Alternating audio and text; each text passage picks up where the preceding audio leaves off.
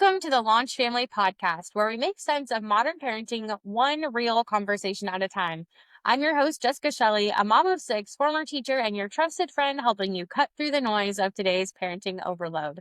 If you've ever found yourself stuck in the Google rabbit hole, searching for answers about your child while feeling more confused and alone, you're not alone.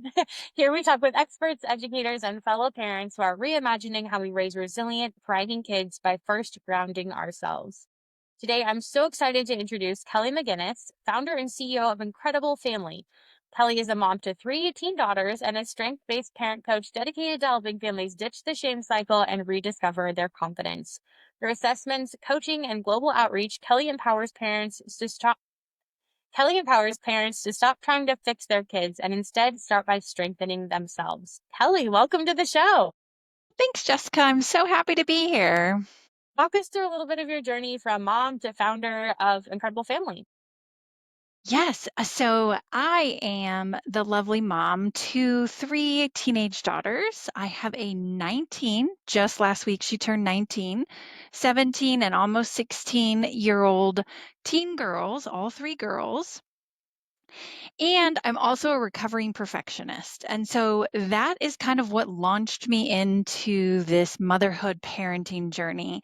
And I can remember the moment that they put my first daughter in my arms and, they wheel you to the front door and they help you get in the car and you're like, what do I do next? Like, oh my gosh, I'm responsible for this little itty bitty tiny human and I know nothing. And so being a perfectionist added to that, my entrance to motherhood. And so I started this journey of trying to figure out, like, what is this? How do we do it? I love, Jessica, how you said Google, like we go down the Google rabbit hole. Google doesn't know everything. They don't have all the answers. And so that kind of prompted me to realize, like, gosh, this is hard. And there's not really a guidebook or, a point of reference or a way to do it. And so with my first daughter, I experienced some pretty severe postpartum depression, felt really alone. It was not something they talked about 19 years ago. Now mental health and mental well-being is something that's talked about often. And so each step of my motherhood journey, I learned something new. And I was like, you know what?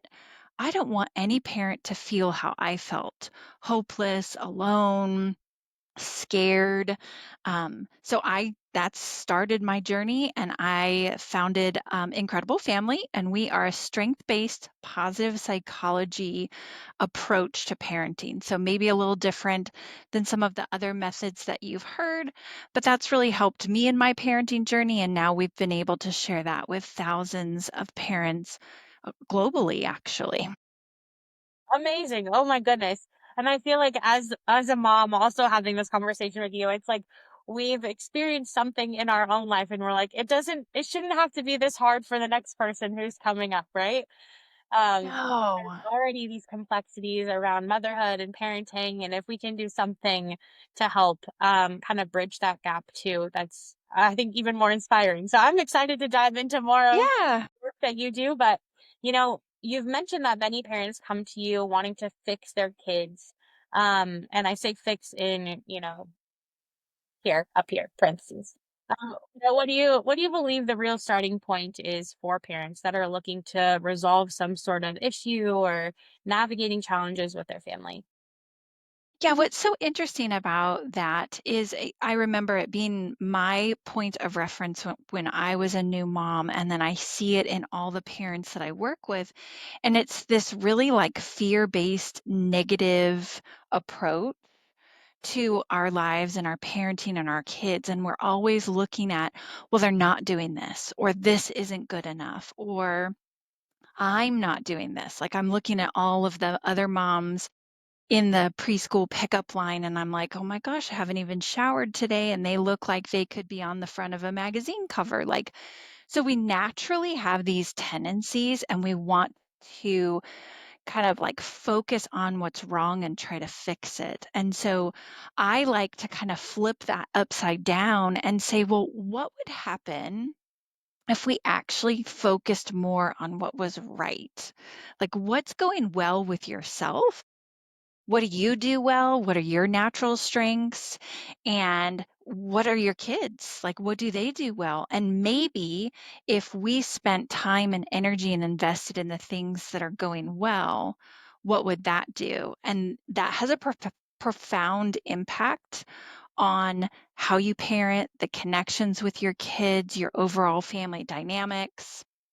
And so that's kind of where I believe the starting point is us as parents. We really need to have a solid foundation and mindset around how are we going to do this thing. We shouldn't just do it in a reactive space, but let's be intentional and proactive. Yeah. Oh my gosh. We've talked about something very similar on another podcast where we talked about how, especially the United States and our culture and our society is very like deficit minded, right? Like we're Yes. always looking for the flaw, instead of looking for the things that are going well and then starting from that foundation where it feels like you're already more equipped now, right? When you can actually recognize the things that are going really well. Yeah, so it's pretty simple. What happens is amazing when we have a better awareness of ourself and how we naturally show up as a parent.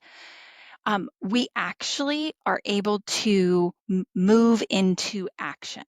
So a lot of times we get stuck in like trying to make change or trying to um, impact our family for the better, and we can't because we don't have a deeper understanding of ourselves. And so that's what strengths does. And so I'll give you an example of one of our strengths.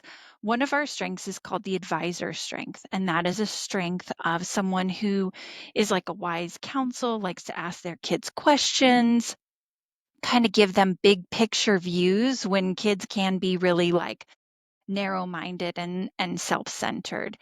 And so that's a beautiful strength when it's used properly. However, that advisor strength can also come across as like I told you so mentality and very directive, like telling your kids what to do, not necessarily teaching them what to do or listening to what they're saying. And so when a parent takes the assessment and they see, oh, I'm an advisor parent, and we start to talk about how do you see this strength in your day to day, it's so eye-opening to them because they have this new awareness along with a language that they can actually communicate and understand like, ooh, this is who I am. This is how I'm showing up. What adjustments do I need to make so I can show up how I want to instead of just letting my natural strengths take over? I love that you bring up the language and the vocabulary piece. Like this is like the little teacher light bulb moment that I'm having of like we have to have the words to describe what we're doing. We have to have those connections, those like neural pathways that have been strengthened, right? To understand, to be able to recognize things in the wild, which is parenting. To be able to then move the next step, right? Can you explain a little bit more about like the assessments that you use to help parents find their strengths or what does that process kind of look like? Yeah, so we have two unique validated assessments. And a validated assessment just means that we've had enough people take the assessment that we know it to be true and accurate. And then it's also a research-based assessment. And so we kind of mirrored, are you familiar, Jessica, with the Gallup organization and StrengthsFinder? Yes, yeah. So we mirrored our assessment very similar to that. In fact, our chief science officer who helped us create the assessment was one of the people who helped create the Gallup assessment. So we have a lot of the same metrics and measurements behind the scenes, but we asked a similar question. Gallup's assessment is focused on what qualities and strengths and talents do you need to be successful in the workplace. We asked that same question in the setting of a home. And so our parent strengths assessment, it's called the Incredible Parent Assessment, and it measures what strengths you have to be successful in your home parenting and what that looks like. So that's where we like our parents to start because, like I said, it's important to start with us first and develop a really solid foundation as a parent before we start to like impact our kids. We equally have our incredible kid assessment that you can start as early as 2.5 to understand your kiddo's strengths. Those are a different set of strengths. They're not the same, but it is a really, really neat way. I call it your parenting puzzle. You get to put together all the pieces, your parenting partner, your kids, and you get to see how all these unique gifts, talents, and strengths kind of fit together for the positive benefit of your family. I love that you bring in that it's a puzzle too, right? Like there are pieces that fit, or maybe you need a little rotation in order Yeah. to make it work, right? Let's talk a little bit more about like those co-parenting dynamics, whether you have a partner Yeah. at home or outside the home. How does that kind of work together? What kind of insights can families gain from considering what their partner parent may bring to the table too? Yeah, it's such an intriguing conversation to have because I would say a majority of my coaching is around like help me with my kid. And then the other majority of the conversations that I have in coaching are help me get through this conflict with my partner. This I'm having so many problems. My husband doesn't understand, or my mom who's taking care of my kiddo doesn't understand, a teacher doesn't understand. And so, what we like to show people as they put those puzzle pieces together is that we all have unique strengths. And so, when we know, when we're aware, and we have the language to have a conversation around how we're approaching parenting, we then have a new clarity around how we might be coming at problems differently.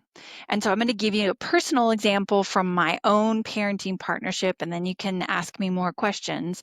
But I shared we have a 19-year-old. She just finished her first year in college, and so she came home for summer. She came home middle of May.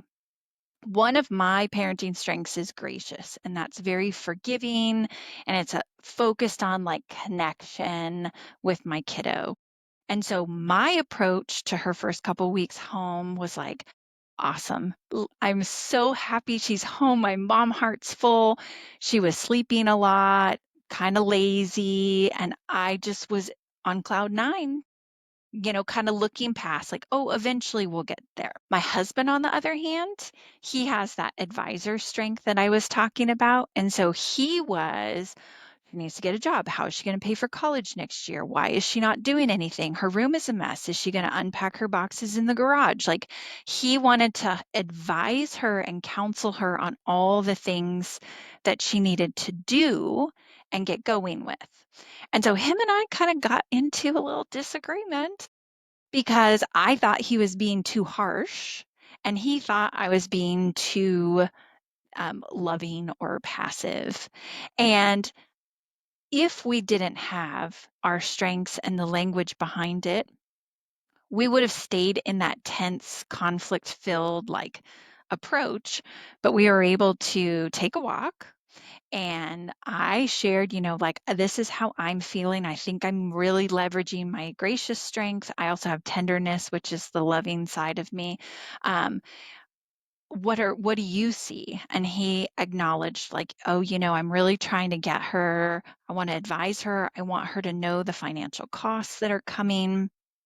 And so we were able to talk about it in a non-heated way.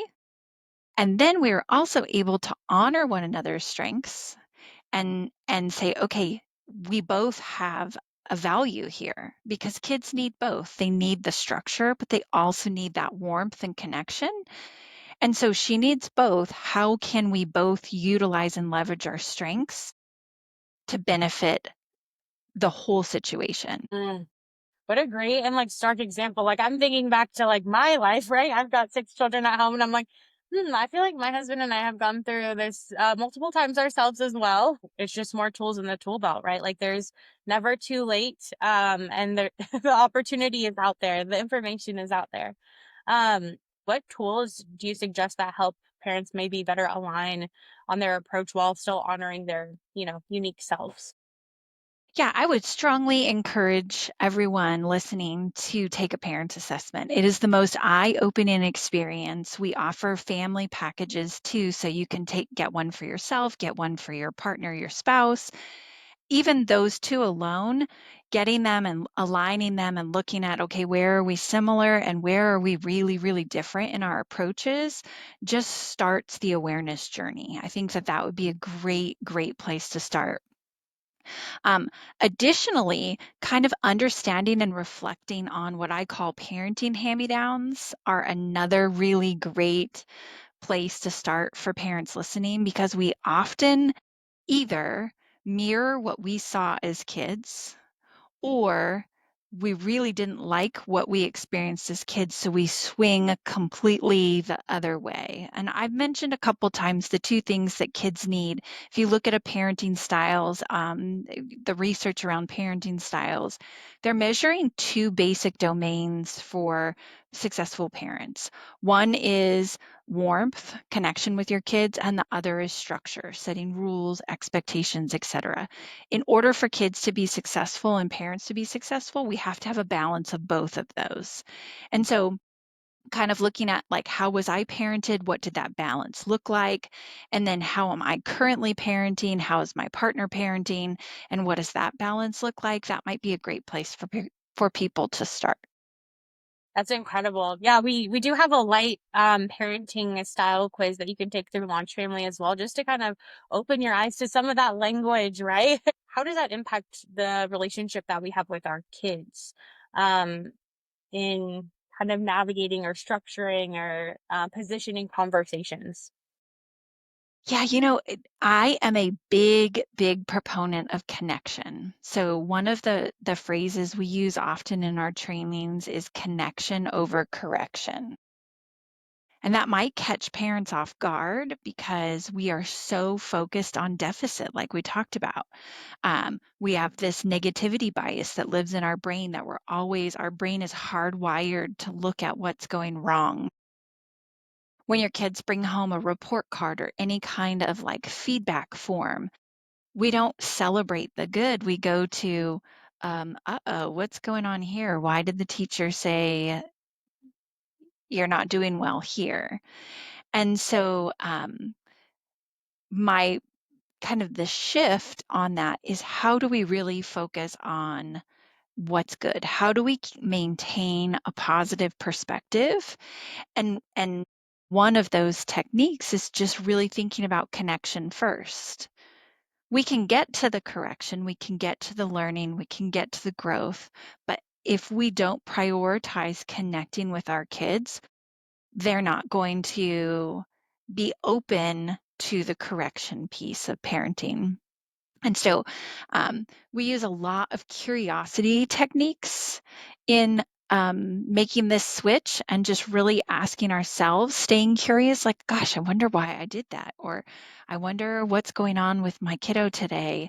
I'm noticing some things that are a little different. And so those would be some ways to start to navigate away from that negativity bias and thinking about the deficit, and kind of shift over to staying curious, asking questions, really prioritizing connection first.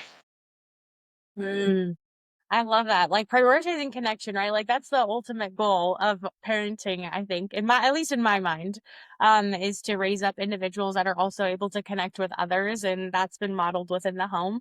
How do you encourage families to look at challenges, like if their child has learning differences or maybe they're navigating some complex medical situations, still maintaining that like strength-based lens, like any practical tools, tips, language that can be used to support if we notice that we're kind of drifting back towards that deficit mindset? Yeah, I think it's so important to remember that parenting is a long game. I think we are really, really hard on ourselves that if we don't make the right decision, or if we don't do the right thing, or if our kids aren't like at that metric at that moment, um, that we're a failure, we're not good enough, we immediately start to kind of have that negative thinking pop up for ourselves and our family. And so I would remind everyone that parenting is, you're in it for the long game. And so you're just planting a lot of little seeds that are going to grow and sprout at different times, and to really not be so hard on ourselves. In fact, I'm also a certified emotion coach and help parents and families work through the emotional side of parenting. And one of the research findings that I find really kind of validating is that when it comes to the connection with our kids, we need to stay calm and curious 6 out of 10 interactions. And I thought to myself, wow, I could do that. That's a D. Like if we're you're Jessica, you're a teacher. I'm like, This is clicking. oh, wait a second. I Yeah. don't have to hold myself to this like high standard of 90 to 100%. 6 out of 10 times is what the research says around the most successful connections between parents and children. And so that gives us a little bit of like wiggle room that we can mess up a little bit more than maybe what we expect right now. So I share that as a nugget of kind of relief that you don't have to have it perfect. You are going to mess up. And this number is achievable to have a positive outcome. Yeah, it's just short, just north of 50%, right? So like half the time, okay, Yeah. one extra and we're good, right? Like there we are. I love this kind of reframing too, and like that little bit of grace, like as you had mentioned too, like the grace that you have with your daughter, also having the grace with ourselves to know Mhm. that we are totally going to mess up. We don't have all the answers. We're constantly learning. We've never been parents before to our 9-year-old or our 5-year-old. And even if we've had a 5-year-old already, the next one's going to be different because they're a different person completely. Yes. How do you help parents build confidence in their own identity apart from that role as caregivers? Like, how do we take care of ourselves as people first in order to then approach that child conversation and communication and connection? But you know what? How do we take care of ourselves first? I think that that is like a podcast all in itself, um, So true. because we have such a hard time doing that. Um, and it is such an important piece of the parenting puzzle. It's why in our program, we focus 5 of the 6 weeks just on parenting, moving from frustration to fascination, focusing on developing your strengths, working on parenting habits, understanding your own emotions and how those play out in your parenting. It's so important to have a solid foundation to stand on first before we start to work on the connection and the overall family impact that you're talking about. And so um, I think if I had to pick one thing for parents, it would be really learning what your natural tendencies are, what your strengths are, and learning to manage expectations and emotions of yourself and others. Oh man, where do we start? Where any resources that come to mind where we're like, okay, this is my starting point, and we'll make sure to leave links to all of your things as well in the show notes. What actions can we take today to make us better parents tomorrow, or at least more mindful parents tomorrow? Yeah, I would encourage all parents to really learn about emotions. It's something that I'm super passionate about, and you'd actually be so surprised the correlation between emotions and behavior. They're directly connected. So if you're wanting to make an impact on your behavior or your child's behavior, you first have to have a deeper understanding of your emotions. And so the second thing I tell parents is one of I say that there's 2 important parenting strategies to master, just 2. But I'll do too. One, just 2. It's so easy. Just kidding. Um, One is don't allow your kids to trigger you. like learning how to manage your own emotions so that your kids don't trigger you. That's number one parenting strategy. If you can master that, you're going to have a lot more successful parenting journey. Number two is the art of repair, because we all mess up, we all make mistakes. So learning how to reconnect and give yourself grace, like you were talking about, give others in your family grace. That's the second one. So those are the two strategies to start to work on. But that first one is really emotional awareness. So just knowing how you feel, naming how you feel in the moment. I feel disappointed. I'm discouraged. I'm frustrated. I'm happy, I'm joyful, I'm peaceful. I'm teaching a class after this, and one of the questions that we are walking through with the organization that I'm working with is like anything but fine. So you can say anything about how you're feeling, but fine. So have you ever asked someone, how are you doing today? Fine. So, or what animal are you feeling like today? Something to kind of name and label how you're feeling in the moment is a really, really powerful tool. I love that. And I love the creativity too of that, right? Of like, maybe we don't accept fine as an answer because that doesn't actually define anything. It's just like an escape of actually answering the question. And also the animal, I think that would be great. My kids would probably love to be able to say like, oh, I'm feeling like this animal. And we could talk about even Yeah. what attributes of this animal would make you think that that's connected to your feelings. Like I mean, the teacher and me, I'm like, okay, we're going to study the tiger today. If you're feeling Yeah. you're ferocious, or in for a treat. Woo! Let's go. Um, but I love that kind of creative approach too. And also to not take it as seriously, right? Like we're not perfect. We're gonna make mistakes. Understanding all of that. Parenting is messy. Heck, life is messy. So we're all navigating it together and trying to teach little kiddos how to do that too. Um, well, we have a parenting coach named Emmy at LaunchFamily. And so what families can do is they can actually write in questions and then they'll get some personalized expert back to guidance to them. And so since we have an expert on the podcast, I'd love Yay. for a professional take on one of the questions that was written in. The question is, I keep second guessing myself. How do I stop feeling like I'm failing as a parent? Any advice you'd have for this family? Yes. Replacing that shame part and the guilt that we experience as parents, it really comes back to a lot of things that we talked about today.